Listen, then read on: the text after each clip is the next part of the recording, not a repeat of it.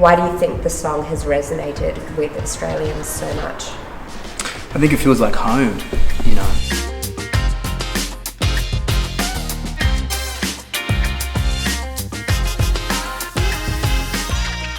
I think a lot of Australian men feel like the song really speaks for them in some kind of way. The song explores the space between what men say and how they really feel, and I think a lot of men really connect with that. The song is so deeply held by many Australians. So early on we identified four very disparate truths that were all pulling in different directions.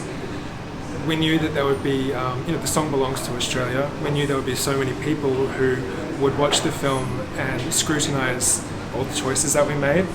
But we also knew that there were a lot of people in other parts of the world particularly who haven't actually heard the song yet. So the film kind of had to function like a reversible jacket for people who knew the song and for others who didn't.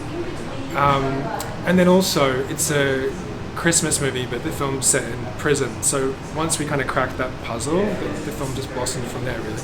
So I mean, the film, it's a Christmas film, but it's also an art house film, and I think art house just means non-formulaic, because the film doesn't follow a pattern, but it's in service to the song. So every creative choice we made was at every step in service to the song, and I think the secret ingredient, of course, was Mr. Paul Kelly, who is an Australian rock and roll legend, so naturally the film has a rock and roll energy throughout it as well.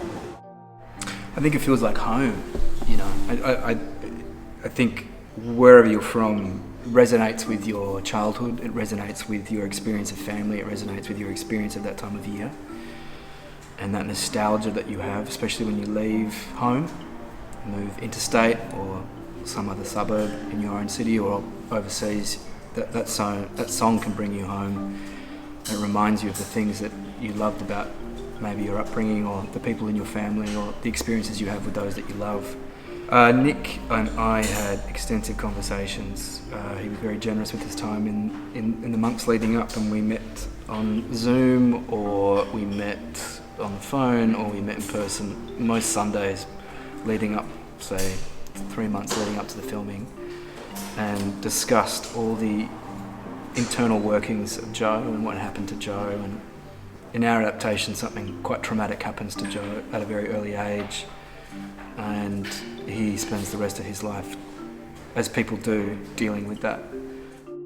When we were sort of sitting down to open up the project in the first place, the one thing we knew was that so many people love the song and they cherish the song, and they would be absolutely scrutinizing the film for the song inside of it. And for that reason, you know, we wanted to be as utterly faithful to the song as we could be. And you know, we say to treat it like Shakespeare and to really interrogate every single lyric and the subtext of the lyric and the other factors around each, you know, lyric to determine the universe that we were creating, because we knew that people would really want to, see the song come to life in a way that was really true to it and not of our own invention, you know, so much.